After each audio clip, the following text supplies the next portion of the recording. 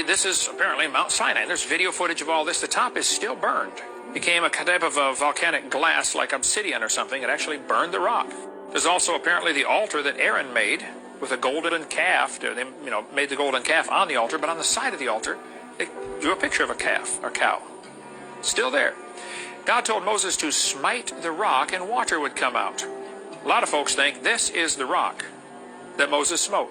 That rock sticking up on that mountain is 5 stories tall. 50 feet to the top of that rock, as tall as these trees around here. And it's split right down the middle. On both sides there are erosion marks. Water came pouring out of that rock. People say, what about Sodom and Gomorrah? Where's that at? Well, the Lord said in Genesis 19, he would rain upon Sodom and Gomorrah brimstone. Brimstone is burning sulfur. The city's all burned, and the bricks have actually turned to ash.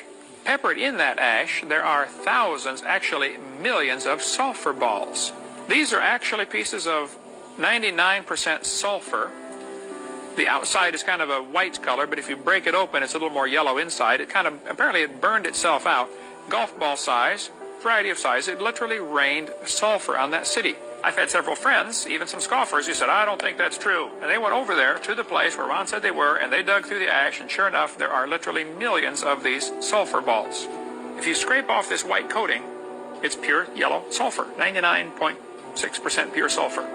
As the sulfur would burn itself out, it would encapsulate itself in its own ash and shut off its oxygen supply. Ends up with a coating around a pure sulfur ball. Found no place in the world except this place over there. Well, if Ron Wyatt said so, it must be true.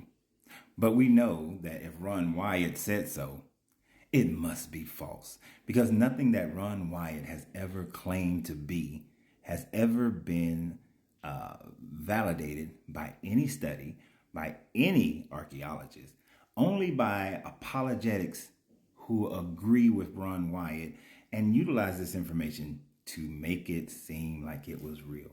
So let's break down those 3 things that he talked about. 4 things that he talked about. So the first one we're going to talk about Mount Sinai and its burning, because that is where the Lord met with Moses and he scorched the top of that mountain. And because that top of that mountain is still scorched to this day, it must be Mount Sinai, which must vindicate the Bible and says that it is true. But when you go to Google Earth and you look at the entire mountain range, what does that look like? It looks like exactly what it is. It is the entire mountain range that has a burnt covering over it. And the rocks there, which are a different combination of 2 different types of volcanic rock, shows that this is not the site of a God coming down on the mountain. No. This is the site of where a lava flow burnt through the mountain range, and in its wake, it left exactly what he called it, volcanic rock, that remained burned to this day, because that's what volcanic rock does. It burns the rock, and then it is reclassified as either rhyolite or it is reclassified as andesite. And that's the type of rock that you have there. So the entire mountain range, which clearly shows a lava flow, is what you see. So was he meeting all over the place? Did he burn a long trail before he got there? Because otherwise your claim is false. And the fact of the matter is, no one knows the exact spot, and they're just picking out a tall mountain peak and saying, well, that must be it. Look, it's still burnt. It's burnt up there. God must have shown up. And that's what he counts on. He counts on your belief, and for your desire for that belief to be validated by some type of natural fact, to be able to say, yes, this proves the Bible words are true. But it's completely false. And any amount of research, which it only took me 5 minutes of research to find this picture and to understand it and find different articles by archaeologists and others, scientific websites, to be able to say, this is a bunch of bullshit. Well, the next one, you say, hey, well, that rock is split in the same way. And this rock is found in the same area, similar area to that one, same part of the world, but it's a different rock. So Coach Renz, why are you showing me a different rock than the one that he showed? Because what it showed is that about 12,000 years ago ended an ice age. But when the ice age first started about 50 plus thousand years ago, and this entire area was covered by a big ass glacier, the rocks didn't roll, the rocks were pushed by the glacier into these positions. And as the glacier receded, the rocks went through a type of frost wedging, which when it goes through frost wedging, it creates what? It creates a split in some of these larger rocks. It leaves these rocks on these foundations because they're not being pushed anymore. And the water, the areas around these rocks, they don't show water pushing through. What they actually demonstrate is the fact that you have the erosion pattern of the glacier retreating, and you see the retreating of the glacier carving up or scarring the area. So that is actually what you're looking at when you see this. And these glacial deposits of these rocks create what's called glacial erratics, which that's what it is because of the glacial till, which is going to deposit all the rubble and everything that is around that particular rock.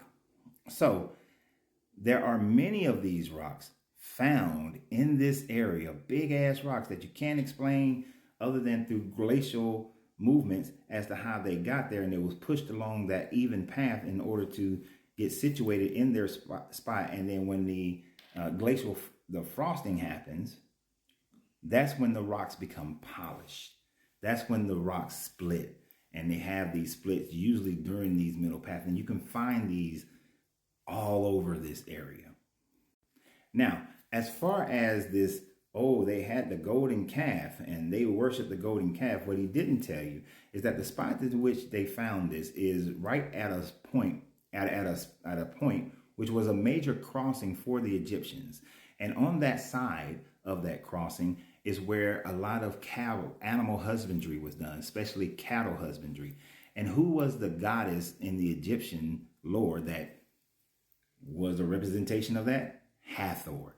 So this space that he's claiming to be an Israelite base camp of where they did that, this is where there was an Egyptian town that was there for thousands of years, and in that Egyptian little port town is where the primary god they worship was Hathor. Now, they also found other deities, Egyptian deities, as well as Yahweh, that they worship in this spot. So to say that it is something that the Israelites did is trying to steal someone else's history, which they are stealing the Egyptian history. And as far as the sulfur balls, the first thing that you have to realize that he lied through his teeth at the end when he said this is the only place where these sulfur balls are found. No, sulfur balls like that are found in Sicily. And if you look at Sicily, what is there? A bunch of volcanoes. They also found them in Colombia, in Chile, in New Guinea, in Indonesia, at the bottom of the seafloor where there are continental rifts. So wherever there's volcanoes, they've found these sulfur balls.